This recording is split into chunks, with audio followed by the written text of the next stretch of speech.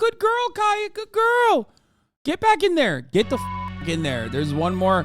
There's one more level, Kaya. Get in there. Jesus Christ. Get back to work. Get back to work.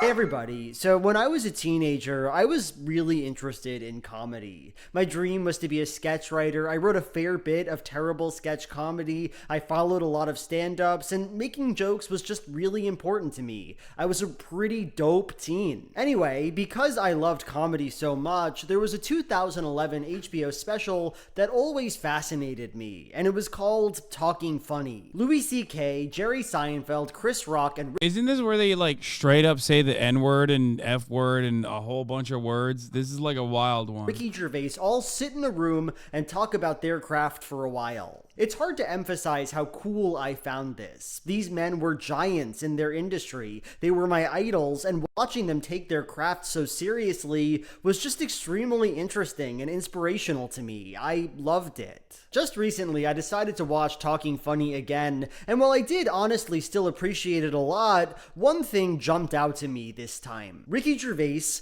is just really weird in this conversation. He is a deeply weird presence. So let's talk about it. The first moment I want to discuss is where Ricky talks about whether or not it's okay to just be funny. That's another thing. Are we allowed to just go out there and be funny? What does that mean? Well, it worries me. I feel that it's cheating just go out there. I think anyone can be funny. What? So, Oh, no. What are you talking about? And what an awful interaction this is. Ricky is here so deeply invested in this feeling of guilt, feeling that he can't just go for the quote-unquote easy laughs, and nobody else is having it. No. And can't no, do it's it? like people that say easy laughs or cheap laughs doesn't exist. No. Jerry Seinfeld looks at Ricky Gervais and says, "Why cut out a joke if that joke made everyone laugh? That's your joke, Ricky."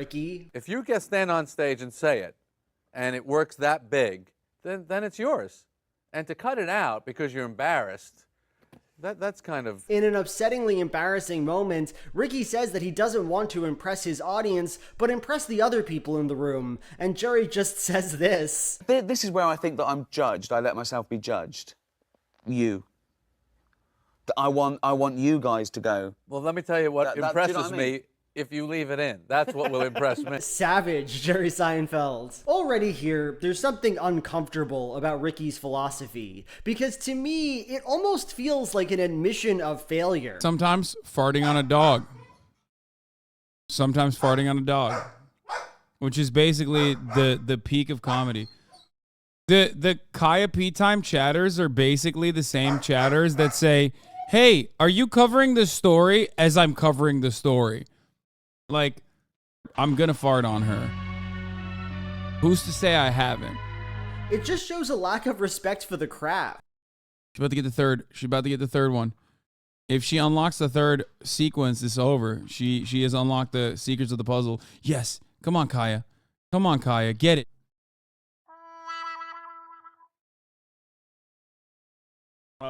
Be worth doing in its own right, and so saying that your real goal is to impress Jerry Seinfeld just feels kind of sad. This brings us to our second Ricky moment, and this one's a bit more complicated. Louis C.K. tells a story about a dumb joke he saw and loved at an open mic. I laugh at the dumbest things. I laugh at the... years and years ago, I saw a comic in some horrible club bombing with a guitar, and he sang, "Sitting on a... because I'm gay." And that's still... And Ricky Gervais spends like the next 2 minutes desperately trying to convince the other three comics that they're laughing at the joke ironically. You're laughing ironically. It's the funniest thing I ever heard in my life. You're laughing ironically. No, 'cause, that, yeah. No. that is a... No. It's Well, a, I did. I laughed ironically at you setting up this guy struggling and doing a I laughed ironically. No, it's true. I love his... I love Yes, the you sadness. do. Why is Ricky Gervais so insecure is the real question. He's like, when you look at that room, like, that's a varying degree of like cringe now, okay? And yes, that even includes Chris Rock. And yet, like, for some reason, Ricky's the one who looks the worst out of all of them. Okay?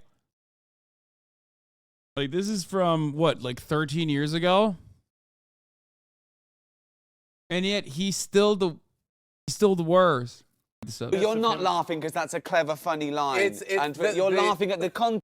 Put some respect on Jer's name. You mean Jerry Seinfeld, whose entire career is almost single-handedly reliant on, who rests on the laurels of Larry David's humor, who dated a 16, 17-year-old girl when he was 38. That Jerry Seinfeld. Oh, what's the deal with airplane food? Oh, man, kids these days, they're too woke.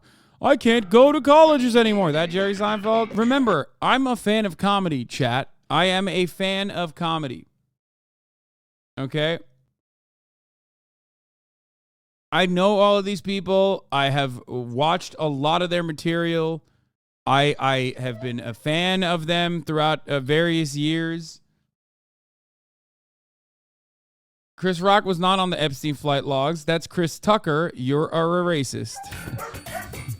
It's just funny. So to start off here, I simply disagree with Ricky and agree with the three other guys. Sitting on a because I'm gay is a pretty funny joke. I like how well the spoof lyrics work with the meter of sitting on the dock of the bay. I like dumb song parodies, and I think the word cuz in that joke is just really great. That's literally like 80% of Nick Mullen bits, by the way. What Louis C.K. is talking about there is like literally, I would say 80% of Nick Mullen humor. Because he's gay.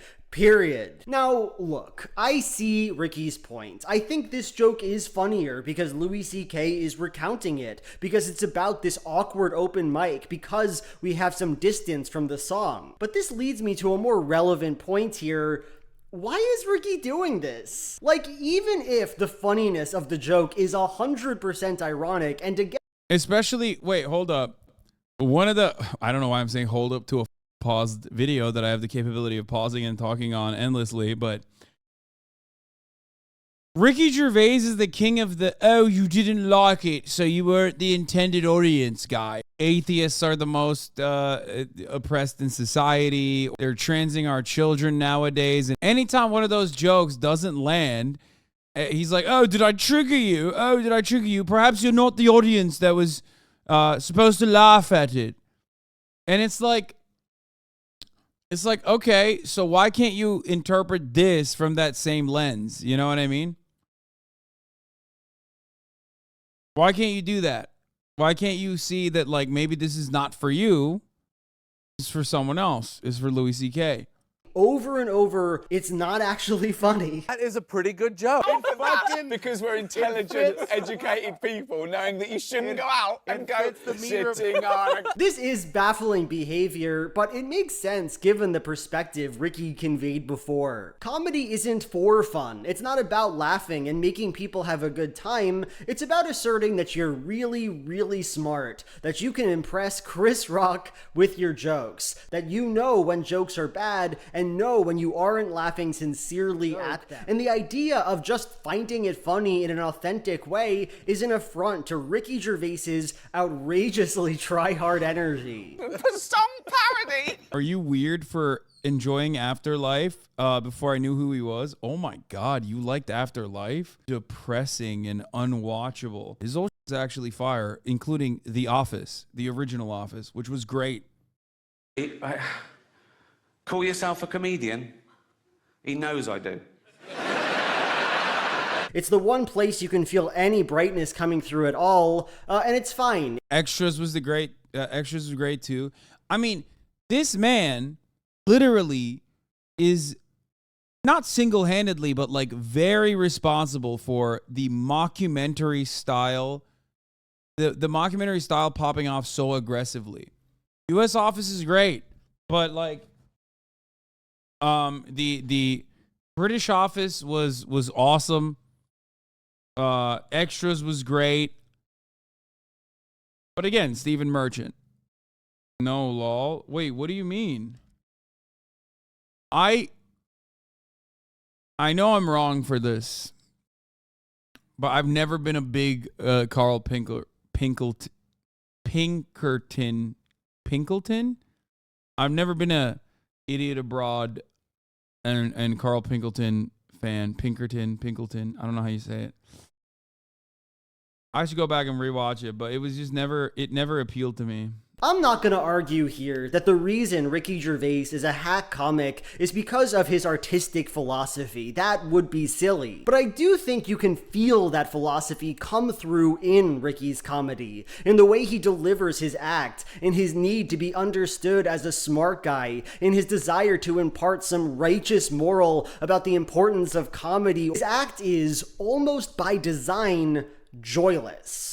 Anyway, I have no other place to talk about this, so I'm just gonna tack it on here. In addition to everything else, Talking Funny just so happens to have my favorite annoying Ricky Gervais moment. Chris Rock says this. There's no place to go. He's there. I love bits where... Does he do the whistle? And all the boys erupt in laughter. Does he do the whistle? I love the...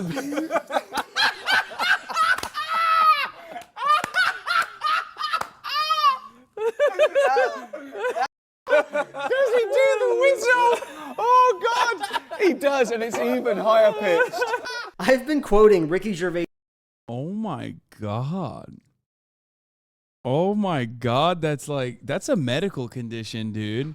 That's literally, that's when being British, you've become too British, okay? Did he do the whistle? Did he do the whistle?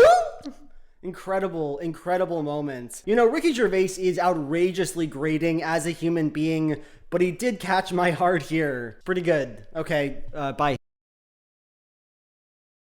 He's laughing like Keemstar in Aiden's room in that clip. Yeah. The stand-up he's become a tick now for him. He's somehow more British Jimmy Fallon than James Corden is.